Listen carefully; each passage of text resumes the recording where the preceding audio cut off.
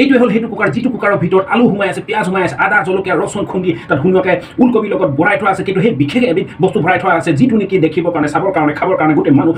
line হৈ গৈছে শাৰী পাতি থিয় হৈ গৈছে আৰু এইটোৱে হ'ল সেই বিশেষ কুকাৰটো এই কুকাৰটোৰ ভিতৰত সোমাই আছে সেই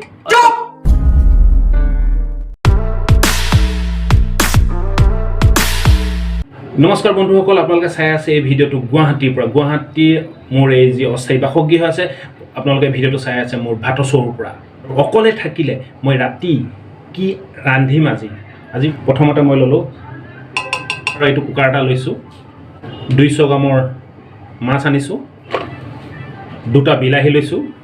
দুটা পিঁয়াজ লৈছোঁ এইটো খৰিচা আছে শ্বিলঙৰ পৰা সেইদিনা খৰিচা লৈ আহিছোঁ ৰচুন আদা জলকীয়া লগত ওলকবি লগত আলু আৰু গোটেইখিনি কুকাৰত ভৰাই মাৰি দিলোঁ চিটি আৰু ফাইনেলি কুকাৰ ঠাণ্ডা হৈ গ'ল কেনে হৈছে অকণমান টেষ্ট কৰি চাওঁ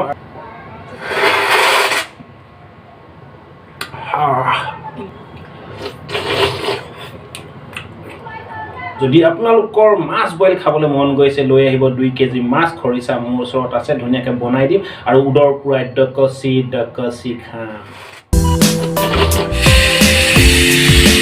ফুলকবি লগত আলু